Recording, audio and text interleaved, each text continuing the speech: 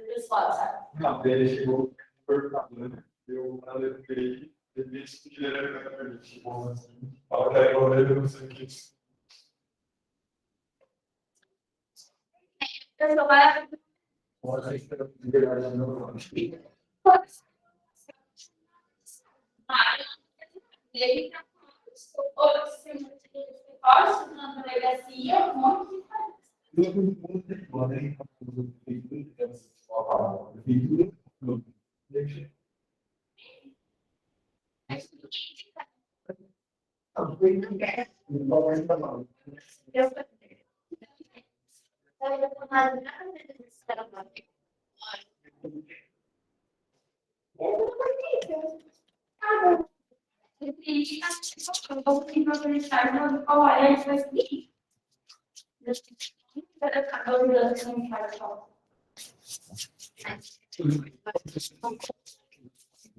Pode.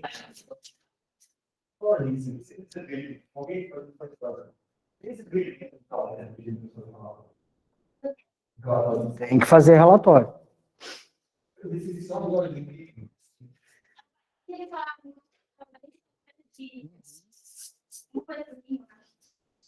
Tem autoavaliação.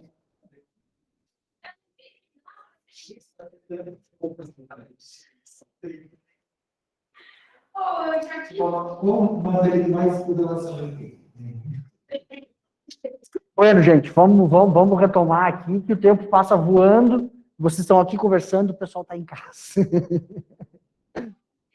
Sim.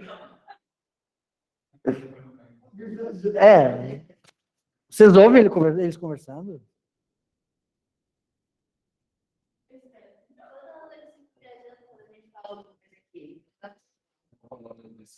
Gente, vamos lá. E aí, então, nosso último ponto, né, para a prova, algumas coisas que a gente já conversou aqui, até de forma bastante mais breve, né? A questão da criminologia midiática, né? Ou seja, né, alguns autores vão trabalhar como criminologia midiática, eu intitulo aqui no slide, né, como mídia e construção da realidade social. Ou seja, a importância daquela figura do quarto poder, né? Ou seja, a importância da mídia na compreensão do fenômeno criminal. E aí aqui, basicamente, alguns pontos de comunicação social mesmo, né? Ou seja, da teoria da comunicação social, de como a comunicação social é pensada, e sobretudo a partir de dois paradigmas da teoria da comunicação social. Isso aqui, a partir de um livro de uma das criminólogas que tem também formação em comunicação social, que é a professora Marília Denardim Budó, que é professora de criminologia da UFSC, e a tese de doutorado dela é exatamente sobre a importância da mídia no fenômeno criminal. Né? E aí a imagem ali, ela remete, né, a como a mídia pode inverter, né, os papéis, ou mesmo a narrativa, ou a importância da mídia no processo de construção de uma determinada compreensão do fenômeno, de um fato, né, de um ocorrido. Né? Ou seja, às vezes o fato é uma coisa e o que a gente vê na mídia acaba produzindo, né, uma compreensão completamente errada. A Bianca, vou pegar um exemplo aqui, né? A Bianca sai hoje, né? Fazia tempo que não assistia a aula, ela sai hoje, vai para um happy hour com as gurias, né? E aí vão ali para o Devassa, toma 2 cervejas, na volta para casa ela atropela uma pessoa idosa, né, na Centenário. Vai passar amanhã no Jornal do Almoço, né? Adolescente, jovem, né, embriagado, atropela uma pessoa idosa, né? Ou seja, o Giovanni, vendo o almoço, vai dizer essa ordinária, não sei o quê, porque tem que aumentar a pena para o homicídio de trânsito, e etc, etc, etc, né? A culpa tudo disso é do álcool, da inconsequência, e por aí vai. E assim, por exemplo, a gente constituiu exatamente a lei seca no país, assim como tantas outras leis. Né? De outro lado, a Tainá, que assistindo o jornal vai parar, olhar aquela notícia, aquele fragmento de notícia no jornal, né, e vai dizer, não, mas só um pouquinho, a Bianca não era só essa ordinária que tomou 2 cervejas, pegou o carro e atropelou uma senhora. Né? A Bianca era uma pessoa trabalhadora, estudiosa, né? Ela trabalha no lugar tal, ela é uma boa filha, uma boa namorada, uma boa esposa, uma boa irmã, né? Religiosa, fez catequese, fez o crisma, né? Vai na missa domingo, né? Trabalha 8 horas por dia, estuda final de semana. Ou seja, qual é a diferença da compreensão da Tainá, que conhece a Bianca, para a compreensão do Giovanni, que simplesmente viu aquele fato, né? É exatamente esse o poder da mídia, sobretudo no fenômeno criminal, né? Que é a capacidade de pegar um determinado fato, uma determinada ocorrência, e suspender ela no tempo e no espaço, e simplesmente anular todo o resto e todo o entorno que envolve as pessoas direta e indiretamente implicadas, né? Ou seja autor, seja vítima, né? Ele tem pai, ele tem mãe, ele tem irmão, ele tem filho, né? Ou seja, todo o contexto do fenômeno de um ato de violência, seja ele intencional ou não intencional, ele não envolve somente o autor e a vítima, ele envolve todo, na verdade, um círculo de pessoas, e ele envolve muito mais circunstâncias que o simples fato de, né, foi preso com uma determinada quantidade de substância entorpecente, ou foi preso em flagrante porque atropelou um sujeito, ou foi preso porque desferiu uma facada, ou foi... Né? Ou seja, esses elementos, eles não compõem um mosaico de verdade que é muito mais amplo, né? E acaba que a mídia tem esse poder de transformar a verdade somente naquele pequeno fragmento de circunstâncias que são expostos em alguns poucos segundos ou em alguns poucos minutos da exposição midiática, ou mesmo em alguns poucos caracteres ou parágrafos, né? Dentro de uma notícia, dentro de um jornal, dentro de uma revista. Né? Isso, em grande medida, vai acabar, então, né, sendo construído de maneira geral a partir de 2 grandes paradigmas que explicam a forma como a mídia funciona. Né? Até a década de 80, a década de 90, né, em que a gente tinha, sobretudo, a questão do rádio e a televisão, ou a mídia escrita, né, sobretudo, e a mídia televisiva, nós íamos ter, basicamente, a forma de construção da mídia, né, a partir do que eles vão chamar de gatekeeper, né, onde o indivíduo ele não constrói a notícia. O indivíduo define o que é notícia a partir de um processo de seleção. Né? A ideia de gatekeeper, sei lá, numa tradução literal, grotesca, grosseira, né? Sei lá, a pessoa que cuida do portão, né? Do portal, né? Sei lá, o editor do jornal, né? O editor-chefe do Jornal Nacional, o editor responsável pelo jornal, né? A Tribuna, aqui em Criciúma, o Portal 8 lá, não sei o nome, eu acho que não é bem esse, mas enfim. De maneira geral, eles vão ter, né, um editor, e esse editor é o que é o responsável por decidir o que é a notícia. Né? Por que se a Letícia morrer, ela vai para a capa do jornal, enquanto que o Vinícius, se ele for morto lá na linha 8, né, lá na 4ª linha, lá no Renascer, isso não vai parar na capa do jornal. Isso é uma forma de definir o que é ou não relevante. Né? Provavelmente a morte do Vinícius vai parar em algum lugar, numa notinha no fundo do jornal, né? Ou seja, porque a morte do Vinícius é menos relevante do que a morte da Letícia. E isso é uma forma de produzir notícia. Isso é uma forma de produzir relevância para os fatos sociais. Né? Quando a gente bota uma notícia na capa da Veja, na capa da Isto É, né? Isso é porque tu compra aquela revista esperando aquela matéria. Quando, na verdade, aquilo, na verdade, tem uma infinidade de informações ali dentro, e queira ou não, tu define, né, a relevância da morte, a relevância do matar, a relevância do ser preso, né? A partir da forma do que, ou de como tu define a importância da notícia que está sendo transmitida. Né? E aí, então, isso, obviamente, dentro de um contexto que a gente já falou, da notícia como mercadoria. Né? A gente tem que desfazer um pouco, né? Ainda que talvez para alguns de vocês isso vá doer, a ideia de que a notícia ela é uma forma de informar a sociedade, uma forma, um mecanismo de orientar e fornecer. Gente, isso é mais ou menos como tu pensar no direito penal. O direito penal como sendo a tutela e a proteção dos bens jurídicos mais importantes de uma sociedade. Eu acho que, a essa altura do semestre, já dá para a gente chegar num acordo de que não. Isso só é uma idealização do direito e do direito penal na tua cabeça. Porque, na verdade, não é para isso que o direito penal foi feito.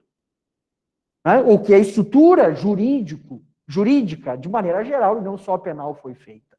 Né? Ou seja, ela é resultado de uma série de confrontações políticas e de interesses políticos, não necessariamente o que tem de interesses políticos mais importantes para a sociedade como um todo.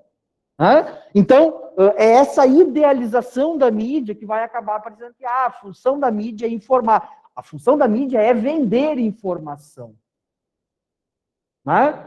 E a informação que é mais facilmente vendida é o que vai se tornar notícia. Né?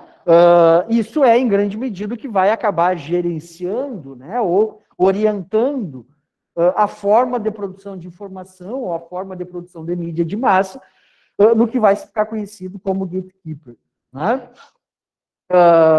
E aí, né, a ordem dos temas e dos assuntos é interessante. Eu comentava com o pessoal segunda-feira, quando eu fui para o México, eu estive no México 20 e poucos dias, em 2013, foi um ano antes de começar a dar aula aqui. Novembro, dezembro de 2013. E é muito interessante porque lá o jornal, né, é bem diferente daqui. O jornal, ele é extremamente colorido, parece uma revista, né? Parece uma revista, sei lá, de novela. Né? Aquilo é o jornal deles. E para eles, a página policial é o início do jornal e não o final do jornal. Né? O teu pai e o teu avô é bastante costumeiro, quem gosta de ler página policial, pega o jornal e já vira ele e começa a ler de trás para frente. Né? Para começar a ler exatamente pela questão policial. No México, por exemplo, a capa do jornal e as primeiras páginas vão ser a página policial. Né? Sei lá, uma pessoa foi morta, decapitada pelo narcotráfico ontem à noite. Isso vai estar no outro dia de manhã, na capa do jornal, a foto do cara sem cabeça em colorido. Tu vai comprar o jornal e vai estar lá uma pessoa sem cabeça na capa do jornal colorida. E na mesma capa do jornal vai estar isso, né, na matéria principal, e na parte mais em cima, assim, sei lá, algum anúncio de pornografia ou algum anúncio de prostituição. Na capa do jornal. Ou seja, é bem mais cru, né? É bem mais...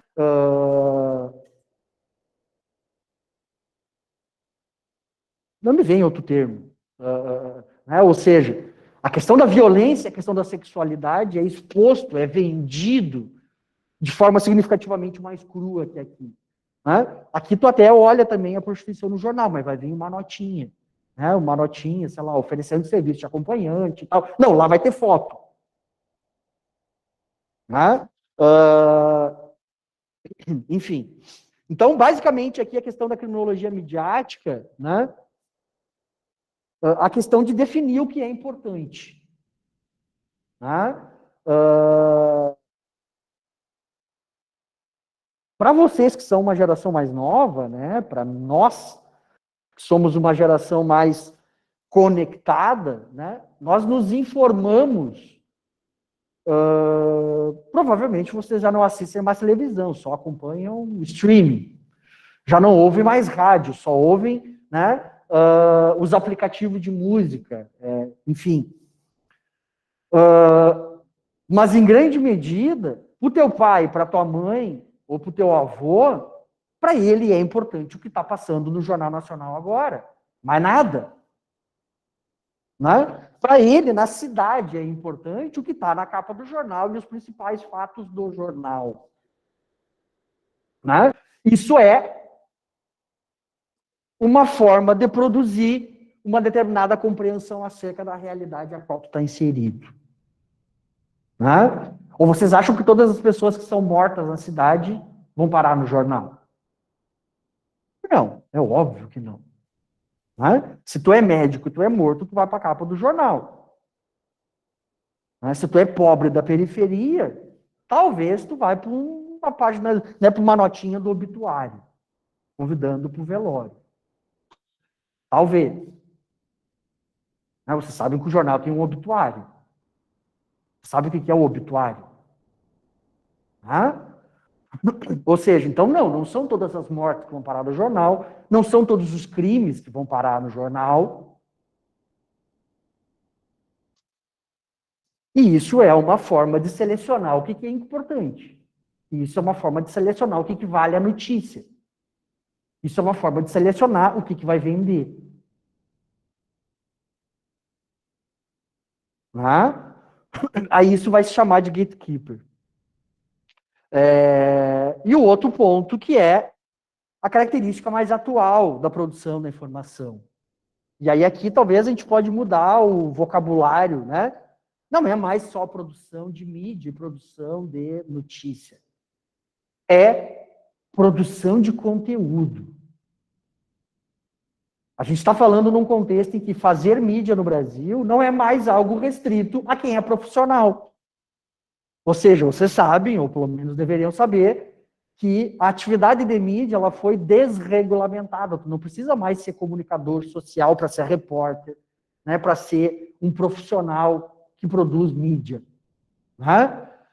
Tanto que hoje vocês acompanham canais no YouTube, canais no Instagram, né, canais de política, canais de economia, canais de história, canais jurídicos. E muitas vezes esses canais são feitos por pessoas que não têm a menor formação de política, de história, de economia, de futebol, de qualquer outra coisa. Tá? Agora já diminuiu um pouco, mas há um tempo atrás, se tu perguntasse na classe do meu filho está com 14 anos, se tu perguntasse na classe para ele, quem é que quer simplesmente largar os estudos, largar tudo, virar youtuber? 99,9% da sala sairia na hora da sala de aula. Na hora.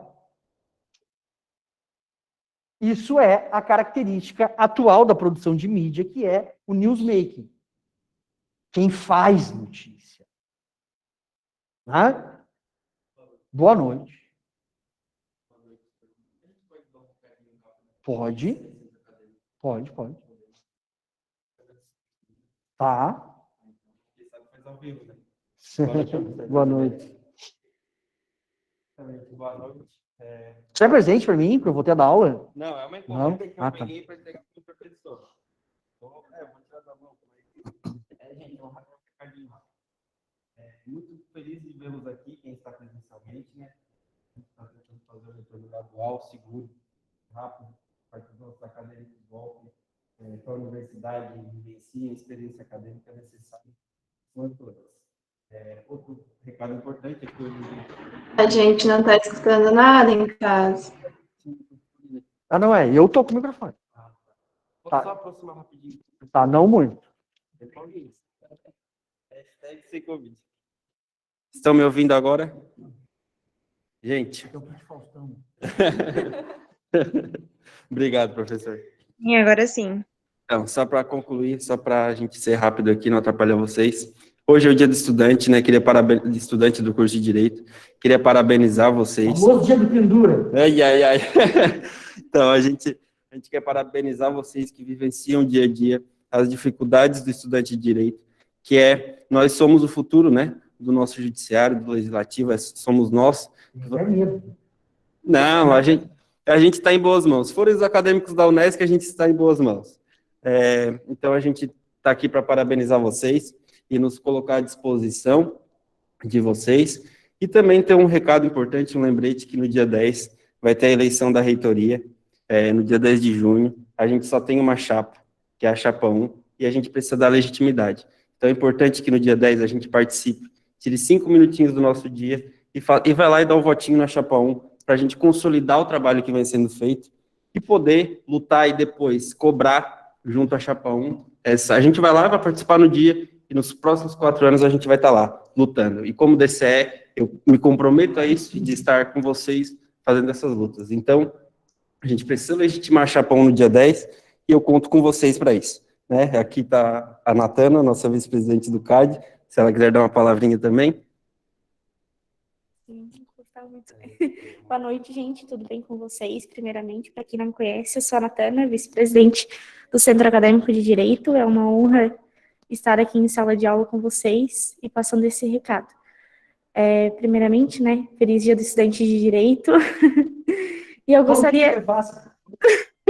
Não, Deus o livre, a gente precisa dar o exemplo, né? Devasso virtual, lembrar vocês que dia 10 vai ser as eleições, como o Vitor falou, é chapa única, mas a gente precisa dar legitimidade para isso, e a gente precisa dar continuidade a essa gestão maravilhosa que a Lu e o Daniel estão fazendo. A eleição vai ser online, vai ser de forma virtual, vai ser rapidinho, o link vai ser encaminhado por e-mail, por isso é muito importante vocês atualizarem o cadastro de vocês no Minunesc, lá vai aparecer o lembrete para vocês, então atualizem para vocês receberem o link de votação. Não há nem um minutinho para votar, tá, gente? Tirem um tempinho dia 10 e sigam o Insta da Chapa. O Insta da Chapa é Chapa1 Unesc. Qualquer dúvida que vocês tiverem, pode estar enviando lá no Insta da Chapa, que eles tiram. Lá tem vários conteúdos legais, propostas, enfim, conteúdo bem bacana que a Chapa tem a oferecer, tá, gente? Contamos com o apoio de vocês, não vou me estender muito. E te agradecer, Jackson, pela oportunidade. Sempre à disposição. E obrigado por estar aqui também. E precisando, tá, gente? Centro Acadêmico está sempre à disposição e o DCE também, tá? Valeu, prof. Obrigado. Obrigado. Deixa meu kit aqui. E eu vou pegar minha encomenda, Tá. porque eu não vou te dar isso aqui, não. Vou botar lá. Vai que o cheirinho, né?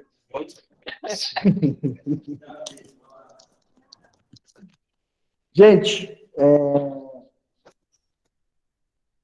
vai administrar esse negócio.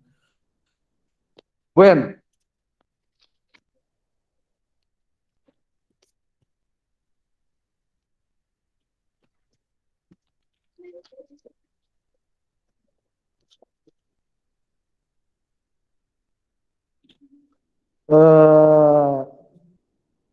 Então, a figura do newsmaking, né?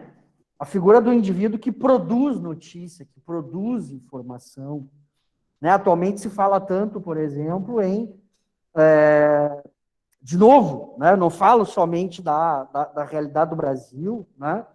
Mas se vocês pegarem, por exemplo, o último pleito eleitoral, existe a briga, né? Bastante grande, tipo, a questão das fake news. Se você pegar a eleição nos Estados Unidos, também ela é produzida pela fake, né? Também teve uma influência bastante importante, né? A questão da circulação verídica, não verídica, criada, não criada, de informação, né? Ou seja, isso em grande medida vai acabar sendo resultado do processo de produção de conteúdo, né?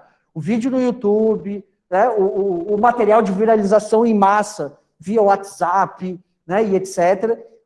Tudo isso tem uma capacidade extremamente grande de produção, né? De apreensão. Ou seja, logo em seguida que eu comecei a morar em Criciúma, estava morando no centro, eu nunca me esqueço, gente, fazia, sei lá, não tinha 3 anos ainda de WhatsApp. Gente, acreditem, o WhatsApp não esteve sempre aqui.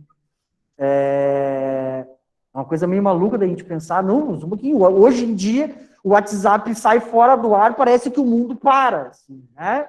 Parece que o mundo fica, né, suspenso no espaço. Não, a gente vivia sem o WhatsApp.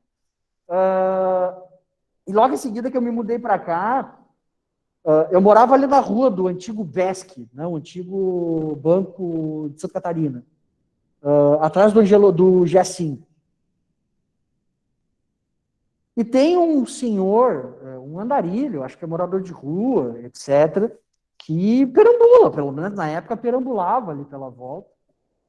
E surgiu na época um boato, e rodou o WhatsApp afora, de que ele teria abusado sexualmente de uma moça, de uma menina, né, de uma adolescente, não sei o quê.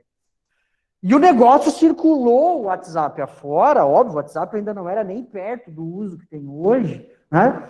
Mas aquilo circulava, né, com nome, foto, olha, mais ou menos ele pode ser encontrado em tal lugar, né, e etc, etc, etc. E tu já via começar um movimento de, tipo, quase que uma organização de linchamento. Né? Alguns anos atrás, não havia WhatsApp ainda, uma pessoa sofreu um processo criminal por a possibilidade de estar sendo, né, indiciada, ser suspeita de ter cometido um crime fazendo uso de magia negra. Né? Essa pessoa foi linchada por populares e não havia WhatsApp. Né? Então, essa é a realidade, por exemplo, do período atual, né? Em que volta e meia vocês veem no Facebook, né? Fulano é suspeito de um estupro, e aí foto, endereço, telefone, né, lugar e etc. Qual é a autoridade que a Bianca tem para pegar e automática, de maneira arbitrária e sumariamente, indiciar ou mesmo condenar uma pessoa por um estupro, por um que for. A gente faz isso hoje nas redes sociais. A gente faz isso hoje com um vídeo no YouTube. A gente faz isso hoje com uma postagem no Instagram. E não é somente uma postagem, tanto é que hoje, inclusive, isso pode ser crime. Né? A Bianca posta um negócio, a Letícia vai e curte, comenta e apoia. Isso pode ser crime. Ah, mas foi só um likezinho. Ah, mas eu só compartilhei, eu nem li. Isso é crime, gente. Ah? Ou seja, o newsmaking hoje, em grande medida, ele produz uma determinada imagem. Ah? Um vídeo no YouTube pode transformar o Giovanni em traficante. De maneira praticamente imediata. Em abusador sexual, em qualquer coisa. Assim como pode transformar numa celebridade. Né? Haja vista a Juliette.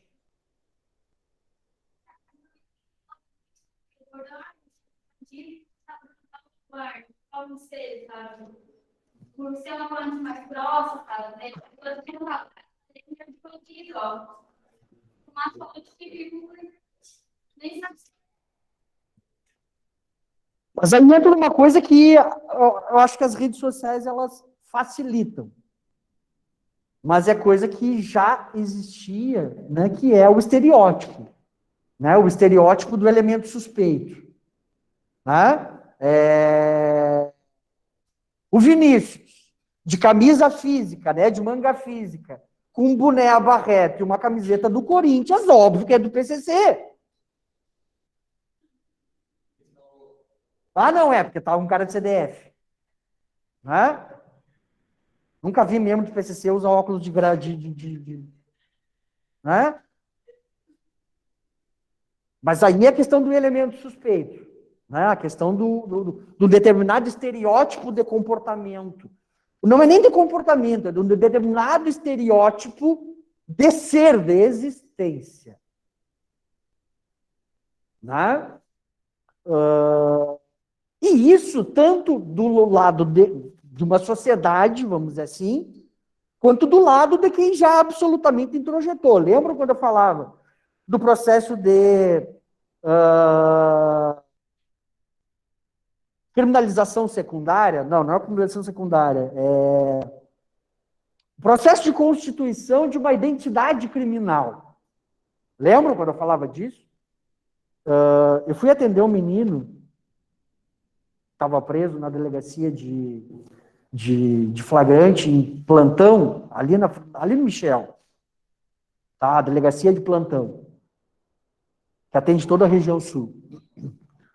E aí eu fui atender, tinha sido preso aquele final de semana, no mandado, eu acho, não lembro se foi flagrante ou foi um mandado de prisão, enfim. E aí eu fui atender ele ali, né? E aí eu sabia já de antemão que era um adolescente, com 16 anos, etc. Que era drogas, enfim. E aí eu entro na cela da delegacia para falar com ele. Ele tinha um fuzil tatuado. Quem é que tatua um fuzil na cara? Cara, com 16 anos. Ou seja, ainda que ele queira que todas as possibilidades sejam favoráveis para que ele saia, né? Que ele encontre no seu caminho almas bem boas para ajudar ele. Ele vai chegar na empresa da Letícia para pedir um emprego. Tu acha que a Letícia vai dar um emprego para um cara que tem um fuzil tatuado na cabeça? Não, mas isso é estereótipo. E aí o que eu digo é, né? Da mesma forma como a Letícia tem. Não, mas um cara com um fuzil tatuado na cabeça é óbvio que só pode ser faccionado e é óbvio que só pode ser uma pessoa ruim e violenta. Isso é um estereótipo. Pode ser verdade, como também pode não ser. Como ele também introjeta um estereótipo. Cara, eu tenho que ser foda, e para eu ser foda, eu tenho que tatuar um fuzil na cara. Então, quando eu falo em introjetar um estereótipo, eu não estou falando só nós, enquanto cidadãos preconceituosos, sobrepomos isso, né, a uma dada periferia marginalizada. Não, a gente também introjeta isso. O cara da periferia também introjeta esse comportamento. Né? Sei lá, se for olhar hoje, 99% de jogador de futebol, ele é tatuado do último fio de cabelo, né? Eu tá quase no último já, mas do último fio de cabelo até a última unha do pé. É praticamente hoje uma marca de jogador de futebol, que nem o funkeiro lá que morreu. Né? Morreu, se matou, era uma coisa meio maluca aquilo. O cara fazia 2 semanas, estava casado, estava traindo a esposa na sacada, foi pular. Viu? O jornal passou quando ele tinha casado. Ele estava falando. Ela enriqueceu em 2 semanas, né? Ela enriqueceu em 2 semanas. Hã? Não é que eu tinha ouvido quando ela tinha casado. Se ela tinha casado, ela tinha direito a tudo. Né? Mas tava noivado. Mas tinha noiva. Gente, isso aí é questão para advogado de família. Se tava noiva, tava morando junto também, ela vai levar um jabazinho bonito. Né? Enfim. Mas isso é problema para a Rosângela, é problema para o Bruno, não é para mim. Ou seja, então, basicamente, aí aqui, Tainá, é a questão do estereótipo, então, né, que estava falando. Que as mídias sociais e as redes sociais, elas intensificam, aprofundam, mas não criam. Né? E aí aqui a questão do newsmaking é criar notícia, criar informação. Né? Que em grande medida hoje a gente vai ter, né? E aí a capacidade performativa, vamos lá. O que é a capacidade performativa da mídia? Né? Tu não conhece a pessoa, mas se a mídia transmitir em massa a informação de que aquele indivíduo é uma pessoa perigosa, automaticamente ele se transforma, ele passa a ser uma pessoa perigosa. Tem uma teoria americana que é eu não me lembro dos jargões, das frases de efeito, mas se uma coisa é real em seus efeitos, ela se transforma em uma coisa real. Não fica bonito do jeito que eu falei. Ou seja, se o Giovanni tem todo o dinheiro dele num banco, tá? E o Vinícius começar a espalhar que esse banco está quebrando ou está quebrado, qual é a primeira coisa que o Giovanni vai fazer? Tirar o dinheiro dele do banco. Assim como a Bianca, assim como a Letícia, assim como a Tainá e assim como todos vocês. O resultado será que, inevitavelmente, aquilo vai acontecer. Tá? Ou seja, e acaba que a mídia acaba construindo e consegue produzir esse efeito. Tá? Ou seja, ela consegue produzir efeitos reais a partir de realidades que não necessariamente são reais. A amplificação do pânico social e do pânico moral, e aí aquilo que o Howard Becker, lá, do Labeling Approach, falava, né? Na verdade, o pânico social e o pânico moral, durante muito tempo, nós produzimos, nós criamos. A questão é que agora nós, enquanto sociedade, temos mecanismos de amplificação. Gente, há 10 anos atrás, quem é que ia conhecer o MC Kevin? Ninguém. Quem é que ia conhecer a Juliette? Ninguém. Qual é o resultado desse... Vamos pegar, um exemplo bem claro num dia, a Gabriela Prioli era uma pessoa que tinha sido demitida de um canal de televisão. No dia seguinte, ela era uma celebridade e simplesmente ficou podre de rica da noite para o dia por conta aquela menina lá, aquela moça que foi demitida da CNN. Não, mas aí ela voltou. Ela foi demitida por conta de um debate, aquele programa, acho que é da CNN, de debate, CNN Brasil. Eles são um programa de debate, um jornal em que tem uma pessoa em tese da direita e tese da esquerda e a priori, eu discordo que ela seja de esquerda, mas tudo bem. E aí é um rapaz mais orientado numa perspectiva de direita e a Gabriela Prioli era de esquerda. E aí um dia deu um quebra-pau do cacete e demitiram ela no dia seguinte. Né?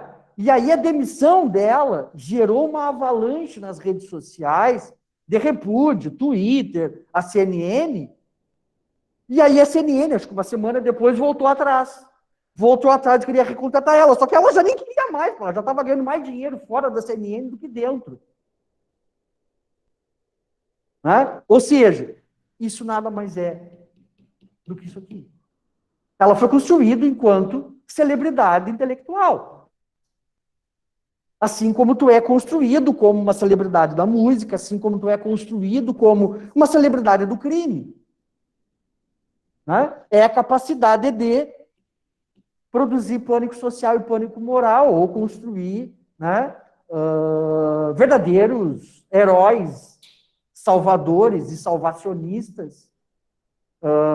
E aí, para o sim e para o não, para o bem e para o mal, a mecânica de funcionamento é absolutamente a mesma. Ou seja, a gente tem a internet e a gente pode utilizar, e aí, como eu estava falando, na verdade, isso é produzido nós enquanto sociedade. A diferença é que hoje isso aqui pode simplesmente me colocar em contato com, sei lá, quem é que tem mais seguidores aí no YouTube? Felipe Neto. Né? Ou seja, o Felipe Neto posta, sei lá, ele sentado no vaso fazendo cocô e 2 milhões de pessoas vão assistir. Isso é amplificação, coisa que a televisão talvez nunca tenha conseguido fazer. Ah? Isso é nada mais do que amplificação exatamente dos nossos sentimentos sociais, do nosso senso comum, e etc, etc, etc. Então, quando eu falo que o newsmaking, em grande medida, ele não tem formação, ou uma grande parcela não tem formação, e está falando ali, tipo, sei lá, como se estivesse eu e a Tainá sentado num bar batendo papo e filmando. A diferença é que isso está sendo filmado e colocado numa rede que vai ser assistido por milhões de pessoas e vai produzir o convencimento de milhões de pessoas. Não, já estamos encerrando também.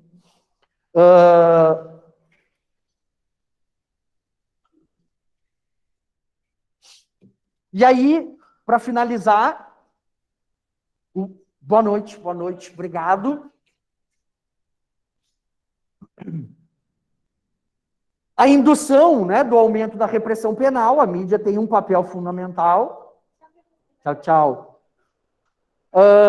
A indução do aumento da repressão penal vai ser, em grande medida, realizado através da política midiática, ou seja, o jornal, né, e as mídias, de maneira geral, vão ser um papel absolutamente essencial, vão cumprir e exercer um papel absolutamente essencial no processo de adoção e generalização do populismo punitivo, e acaba produzindo o que o Zaffaroni também vai chamar de o pensamento mágico. Né? E aí, para terminar, eu resgato aqui um fragmento de pesquisa da Ana Lúcia Sabadell, uma professora da USP, em que ela vai publicar um fragmento de pesquisa no livro dela, de sociologia jurídica, que é pesquisas de São Paulo mostram que algo em torno de 60%, 70% das pessoas, né, do cidadão paulista tem medo da polícia. E, ao mesmo tempo, mais da metade da população acha que a solução para os problemas da sociedade paulistana é o aumento do policiamento. Ou seja, só um pouquinho, né? Ou eu, às vezes, não tenho capacidade intelectiva de compreender, ou, às vezes, algumas coisas me parecem esquizofrênicas.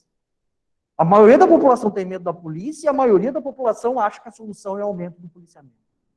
Né? Ou seja, é o que o Zaffaroni vai chamar de pensamento mágico, de tomar o falso por verdadeiro. Ou seja, a adoção do populismo punitivo ou das políticas de agigantamento do direito penal e das instituições punitivas como única forma de resolver problemas criminais ou de resolver problemas sociais, sendo que todos nós já sabemos que há 250 anos eu não vou melhorar uma pessoa aprendendo, eu não vou resolver um conflito social criando uma pena nova, ou não vou resolver um fenômeno problemático definindo ela como direito penal, não vai impedir com que isso siga acontecendo.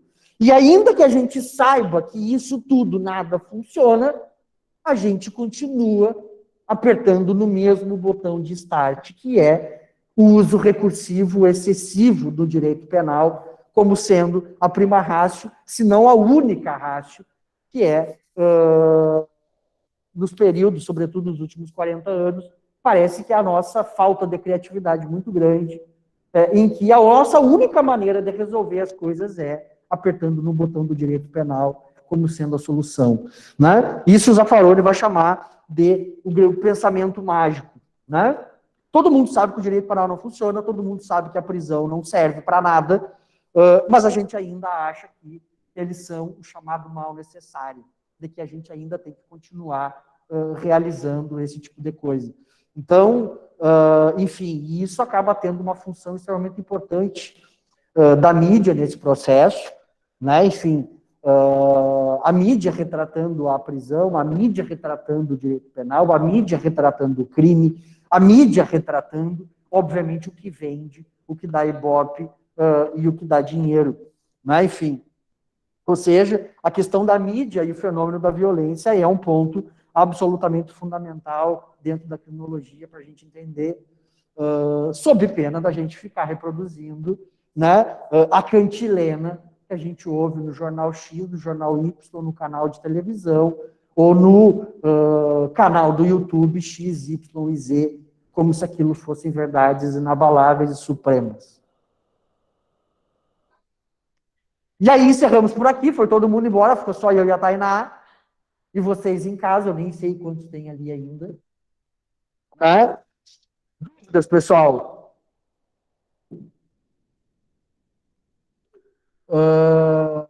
Bueno, então só para ficar, então, semana que vem provinha, eu já falei no início da aula, tem no Avon a pastinha, né, a pasta da aula 9 e 10, para vocês fazerem uma atividadezinha, que é basicamente vocês procurarem um recorte de jornal, notícia, blog, qualquer portal de notícia criminal aí, e tentarem fazer a correlação com o que a gente viu e conversou hoje. E, sobretudo, nas últimas 2 aulas, né, a influência da mídia no fenômeno criminal, no fenômeno do sensacionalismo, do populismo punitivo, de como a mídia acaba contribuindo para o processo de agigantamento das instituições punitivas e prisionais. Né? Então, basicamente, a última atividadezinha do semestre, para a gente aí fazer arredondamento de nota, enfim, e fazer fixação de conteúdo. Está lá no AVA, a pastinha da atividade 9 e 10.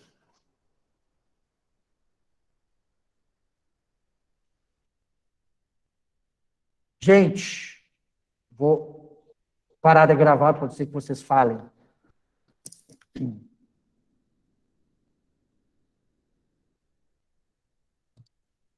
Professor, Oi? aquela atividade 6 e 7 que o professor pediu para a gente Não. fazer, é o 9 e arrendador. 10. Eu falei 6 e 7? Não, 9 e 10. 6 e 7 já passou, foi o anterior. Isso. Esse 6 e 7, essa atividade que já passou, eu sei que tem outra, mas seria arredondamento da primeira nota ou da segunda? Da 6 e 7 é da segunda já. Ah, tá, então a